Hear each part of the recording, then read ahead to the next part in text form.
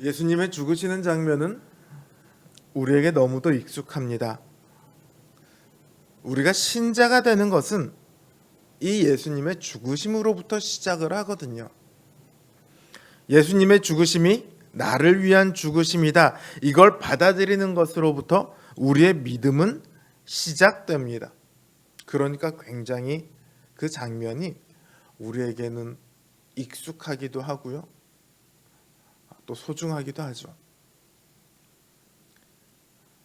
예수님께서는 우리들의 왕으로 죽으셨습니다. 죽으셔야 할 이유가 하나도 없지만 우리 죄인들을 위해서 죄인들의 왕이 되셨고 죄인들이 받아야 할 죽음을 대신 받으셨습니다. 오늘 본문의 16절에서 19절 사이를 보면 군병들이 예수님을 조롱합니다. 어떻게 조롱합니까? 유대인의 왕이여 평안할지어다 이러고 조롱을 합니다. 그들 딴에는 예수님을 조롱하기 위해서 유대인의 왕이여 했겠지만 이 말은 주님의 본질을 가장 잘 표현해주고 있습니다. 맞습니다. 주님은 유대인의 왕이십니다. 메시아, 곧 그리스도시죠. 그러나 정작 그 유대인들에 의해 주님께서는 십자가에 매달리고 계십니다. 유대인들을 대표하는 제사장들이 조롱합니다. 또 함께 십자가에 못 박힌 죄인들도 예수님을 구원합니다. 조롱합니다. 뭐라고 얘기합니까? 저가 남들은 구원하되 자기는 구원하지 못했도다. 맞습니다. 여기 지금 조롱하는 내용들이요, 한결같이 예수님에 대해서 희롱하고 조롱하고 무시하는 그런 이야기 같지만 턱도 없는 얘기하지 마라 이런 소리로 지금 다 짓거리고 있지만요, 의외로 이 조롱하는 소리들 가운데 예수님의 죽으심의 본질들이 놀랍게도 드러나고 있습니다. 참 이상한 것 같아요. 예수님을 조롱하는데 오히려 그 속에 정말로 하나님께서 계획하신 그 신비가 고스란히 담겨 있습니다.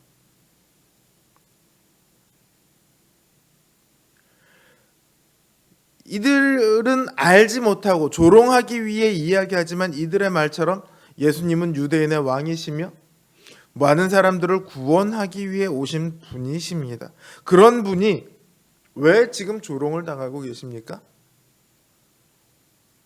이스라엘의 왕 그리스도가 지금 십자가에서 내려와 우리로 보고 믿게 할지어다. 지금은 아니지만 부활하시고 나서 내려와서 보고 믿게 하시죠. 자, 예수님은 유대인들의 왕이시지만요, 그들에 의해서 모함을 받았고 그들에 의해서 팔렸고 그들에 의해서 재판에 회부되었고 그들에 의해서 풀려나지 못했고 그들에 의해서 조롱을 받았고 그들에 의해서 이제 죽음에 이르시게 되었습니다. 그들은 한결같이 말해요. 네가 진짜 하나님의 아들이라면 증거를 내놔봐라. 거기서 당장 내려와 봐라. 네가 거기 계속 매달려 있으면서 어떻게 하나님의 아들이라고 그렇게 주장하냐? 이렇게 이야기를 하고 있거든요. 저는 이 장면을 볼 때마다 그런 생각을 해요. 그들이 예수님을 십자가에 매달아 놓고 네가 하나님의 아들이라면 거기서 내려와 봐 이러고 있는데 예수님이 쓱 하고 내려가시는 거예요. 그리고 봤지? 나 하나님의 아들 맞지?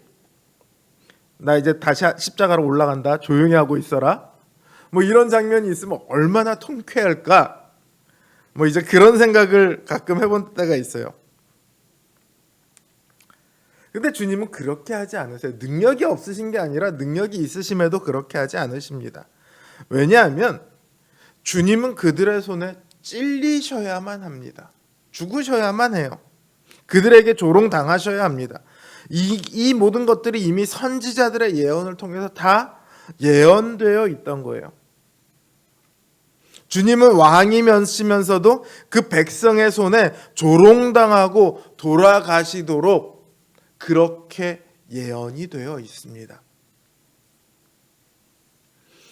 제가 지난번에 복음서에서 많이 쓰는 구절 중에 하나가 예언을 이루러 하심이다, 이런 구절을 제가 표현을 많이 쓴다고 말씀드린 적이 있습니다. 이 예언들 중에서도요, 스가랴서에 기록된 예언들이 상당히 많이 사용되고 있습니다. 나귀를 타고 입성하는 장면도 스가랴서고요.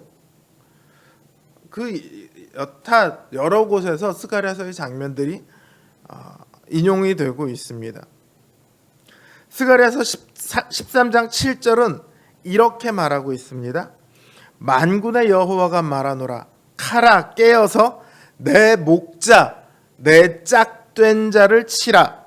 목자를 치면 양이 흩어지려니와 작은 자들 위에는 내가 내 손을 들이우리라.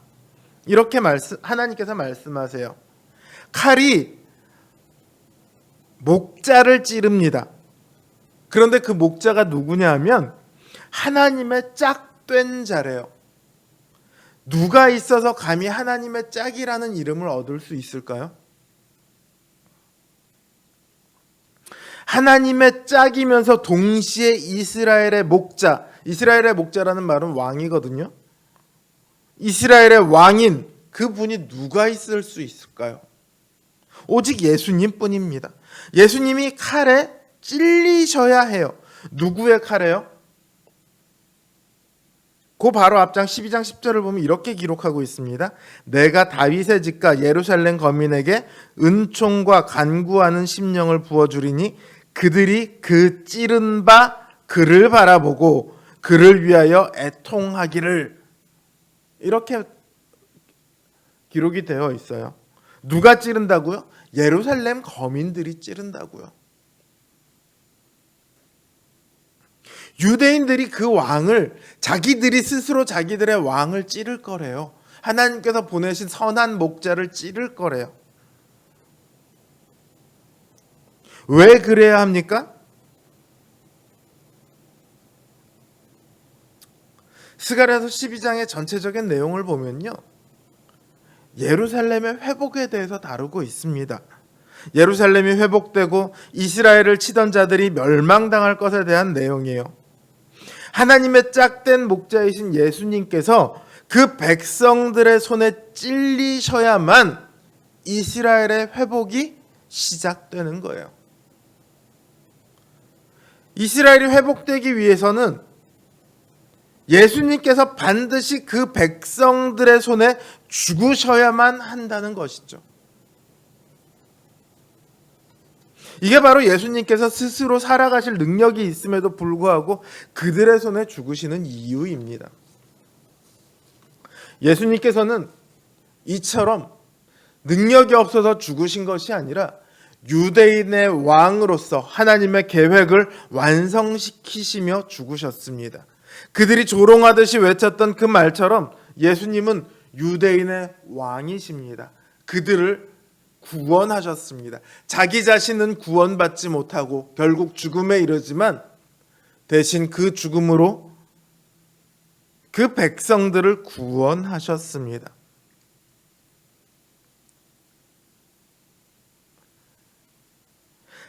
그 예수님께서 죽으실 때에 성소 휘장이 갈라집니다. 성소에는 아무나 지성소와 성소가 나눠지는데 아무나 지성소에 들어갈 수 없어요. 대제사장만이 오직 1년에 한 번 속죄일 때 그때 이스라엘을 대표해서 그 지성소 안에 들어갈 수 있습니다. 그래서 이 지성소와 성소 사이에 휘장이 가려져 있어요.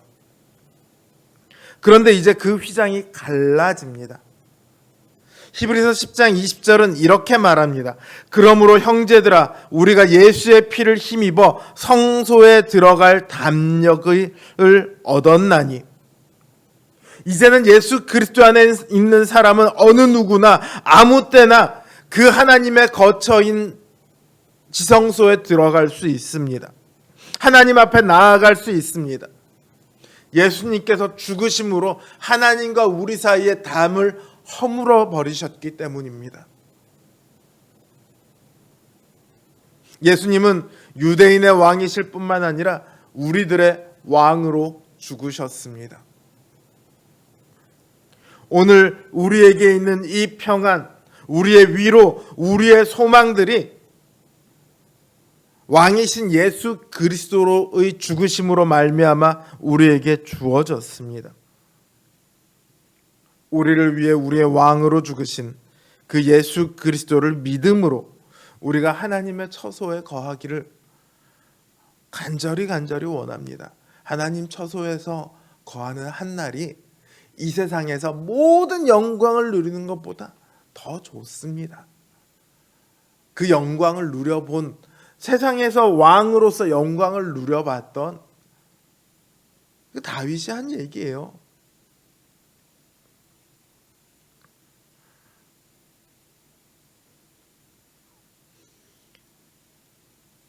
우리가 하나님과 함께 거할 때요, 우리의 인생은 그 하나님 나라의 모든 복과 영광으로 가득 차게 될 것입니다. 그 은혜를 날마다 누리시는 우리 믿음의 성도님들 되시길 주님의 이름으로 기원합니다.